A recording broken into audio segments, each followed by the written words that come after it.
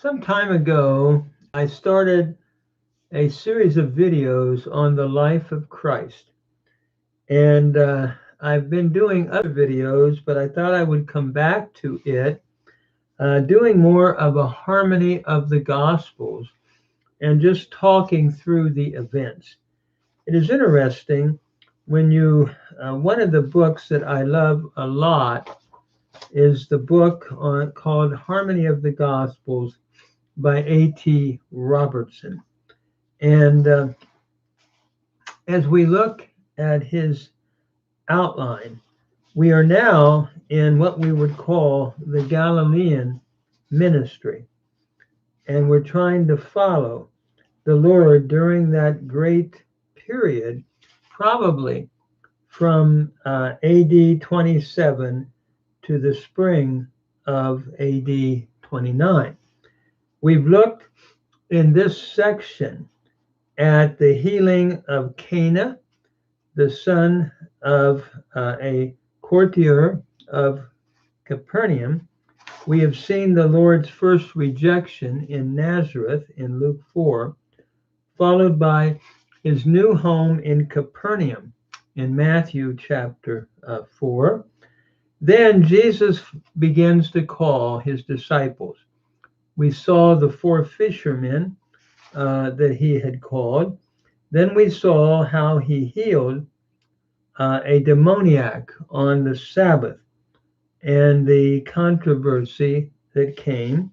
And this is followed by healing Peter's mother-in-law with a fever, and then his first tour of Galilee with the 4 disciples, or the 4 fishermen. And I believe we stopped there. And the next event, and I'm following A.T. Robertson's outline, is a leper is now healed. It is interesting. He writes on page 36 of the book, A Harmony of the Gospels, the journey about all Galilee included a great mass of teaching and healing. We especially see this in Matthew 4:23 to 25, of which only a few specimens are recorded. And these apparently occurred at Capernaum, his headquarters. The journey given by Luke only in 8:1 to 3 is probably distinct from this, and if so, it would be a second, while that of Luke 9:1 to 6, which is quite certainly distinct, would then be a third journey about Galilee. The reader ought to expand his imagination and take in these extended labors. I thought that was a good sort of summary of the Galilean ministry. What appears to be 3 phases of it. Now we are in the section dealing with a leper that is healed and the excitement that follows. This is found in Mark 1, verses 40 to 45. What I'd like to do is read and translate the Greek and talk about it. Kaer katai pras autan lepras parakalon autan kai ganupeton kai legon auto hatean theles dunasai me katharisai. And there is coming to him a leper, exhorting him and bowing down and saying to him, if you will, you are able to heal me. Notice the response of the leper coming to Jesus, and he knows that Jesus can heal him. And he's saying, if you will, bring healing to me, touch me, and I know that you can cleanse me from this leprosy. Literally, the Greek here, katharisai, to cleanse or make me clean. And then Mark writes, kai splung nisthes ektenas ten kera autu hepsata kailege auto thelo katharisteti, and being compassionate, moved with compassion, the bowels of compassion. When he stretched forth his hand, he touched him and says to him, I will be clean. It's interesting here. The word splagnidzo, here it's an aorist passive participle, nominative masculine singular. So being full of compassion, uh, having to do with bowels of feeling, of tender mercy. And Jesus always had that, and how we need that in our own lives as we relate to people. And so Jesus then, having pity, touched his hand when he stretched it out and said, I will be clean. It's interesting how that Jesus always wanted to heal and help people to be clean. And leprosy was something that was like an untouchable thing. And yet it's interesting. Mark says that when he stretched forth his hand, Jesus did, he touched him and he says, I will. One of the things that we need to follow is the example of Jesus and try to bring healing to people that are struggling in the world today. Then we move to verse 42. Kaiuthus apeothin ap autu he lepra kai ekathariste. And immediately the leprosy left him, departed from him, from aperkomai, aorist indicative active third person singular, and he was cleansed. Kathariste, aorist indicative passive third masculine singular. So he was immediately cleansed. Notice, by the way, when one is touched by the Lord, it brings cleansing. And we all have a spiritual leprosy. But the good news is when Jesus touches our lives, it will bring cleansing and purification, just like what we have here. But then as we move on in the next verse 43, Kai embri mesamenas auto euthus exebalan auton. That is, and when he strongly charged him. Interesting word, he's charging him here. We have an aorist participle, middle, nominative, singular. When he charges him, he tells him, no doubt, to go now and don't say anything to anyone. So he sent him out, exebalin from ekbalo, aorist indicative active third person singular, and he says to him, Ara medeni, meden apes. Therefore, to no one say anything.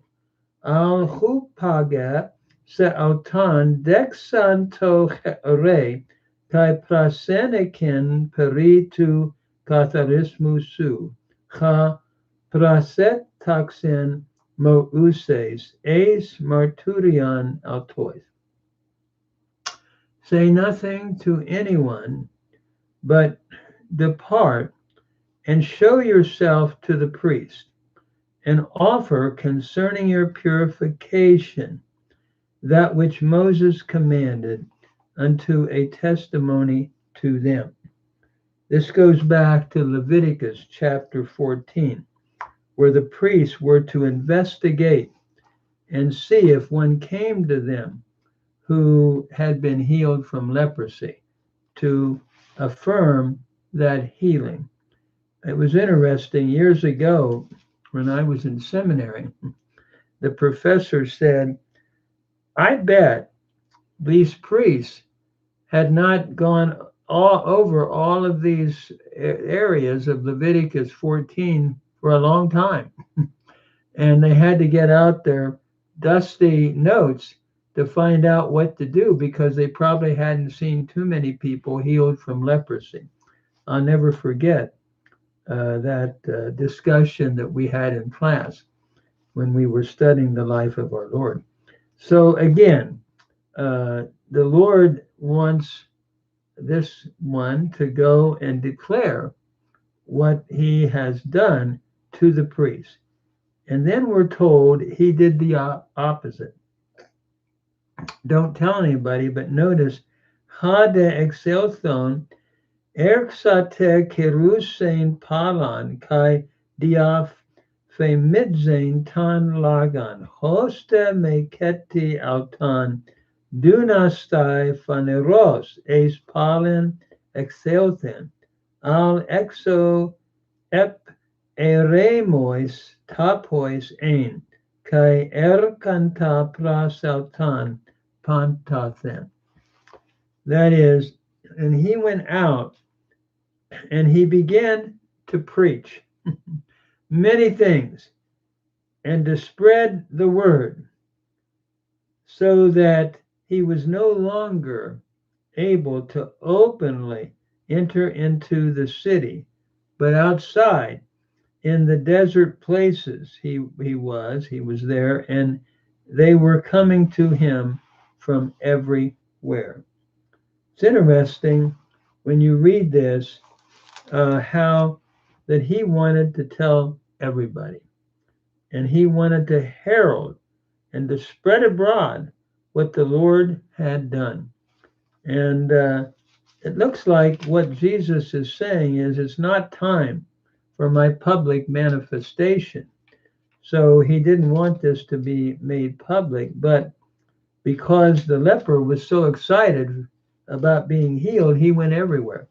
And by the way, that should be what we do if we are healed from our spiritual leprosy, to make it known.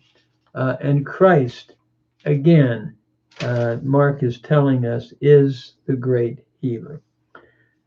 Then we have the same reading in the Gospel of Matthew and also in Luke. Just reading from the Gospel of Matthew, chapter 8, verses 2 to 4. In Matthew chapter 8, verses 2 to 4, we have the same account. It reads, Katabantas de autu apatus arus e kaluthe sanauto akloi paloi. When he came down from the mountain, a great crowd followed him. Kayadu lepras praselthon prasekune autolegon curia antheles dunasaime kathorisai. And behold, a leper, when he came to him, was falling down and saying, Lord, if you are willing, you are able to heal me. Kai ektenas tein keran hepsatel ta autu legon thelo katharisteti.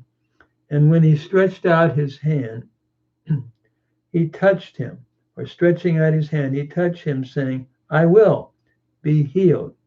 Kaiutheos akathariste autu he lepra. And immediately the leprosy left him. Same that happened as recorded in Mark. Kai lego auto ha Jesus, and Jesus says to him, Ara medeni apes. Do not say to anyone, Allahu kages autan dexanto hero, but depart and show yourself to the priest. Kai prasene ken tadoran ha prasetaxen mouses eis marturian altois. And offer the gift which Moses commanded for a witness to them. So Matthew is pretty much a repeat, almost word by word, of what Mark has said. And then we have the reading in Luke, Luke 5:12 to 16. And we'll see again the same great miracle recorded in the Gospel of Luke. So Luke chapter 5, we'll see this in verses 12 to 16. And so it reads, Kayagenata in toenai auton in mia ton paleon kai eduaner pleres lepras edonde tan Yesun peson kai prasopan edeethe autu legon kyria antheles dunasai me kathorisai. And it came to pass, while he was in one of the cities, that is Jesus, while he was in one of the cities, behold, a man full of leprosy. When he saw Jesus, he fell on his face and really begged him or besought him, saying, Lord, if you are willing, you are able to heal me. Notice again, Luke emphasizes the faith of the man. I know you can heal me if you're just willing, Lord. And then as we read verse 13, Kai ektenas ten kera hepsatel tu legon, and when he stretched out his hand, he saying, Thelo, I will. Katharistete kai iutheos he lepra apelthen up autu. The same as the other Gospels. He says, I will be cleansed. And immediately the leprosy departed from him. And then in verse 14, we have the charge. Kai autas paregelin auto me deniepen Allah apelthon dexan se autan to heore kai prasenike peritu katharismusu kathos prasetaxin mouses eis marturion autois. And notice when he stretched forth, and he charged him to tell no one, but to depart and show yourself, literally, but depart and show yourself to the priest and offer concerning your purification, just as Moses commanded for a witness to them. Again, we're thinking back to Leviticus 13 and 14. And so Luke follows very closely the Gospel of Mark as well, or parallels the Gospel of Mark. If you believe Mark was the first Gospel, we see a following in Matthew and Luke. Some believe Matthew was the first Gospel, but however you put it together, there's a very, very close parallel. Dierkatai, notice, Demalan halagas periautu, kai sunerkanta akloi paloi, akuen kai therapuestai apaton asteneon auton. And it says, and he went around even more.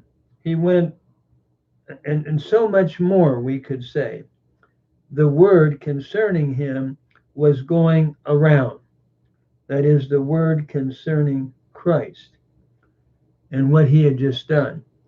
Kai sunerkanta akloi paloi akuen. And there were many great crowds were coming to hear therapeustai, to be healed from their illnesses or their sicknesses. It's interesting.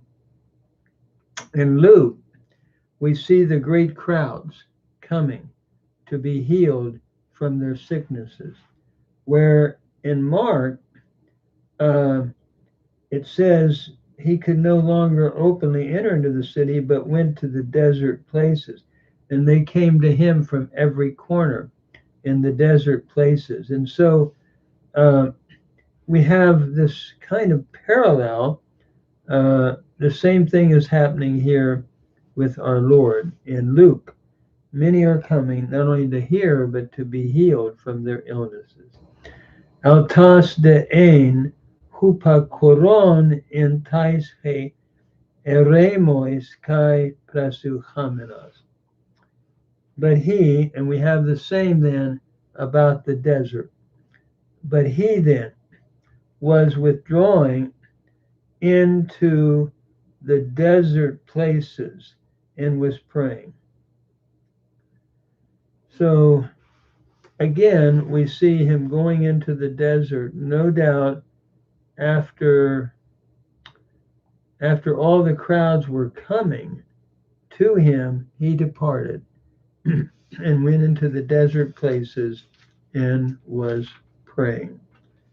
I thought, as I just read this last phrase, how we need to go into desert places to be alone and pray and meditate and get close to the Lord. So again, in this great miracle, we see the great power of Christ to heal a leper, and this leper then wants to share what had happened. And as we've said before, we all, when we come to Christ, are shared, are healed, I should say, cleansed from the leprosy of sin. And one of the great challenges of our life is to go and make this wonderful news known of Jesus and how he can bring healing in every soul that comes to him.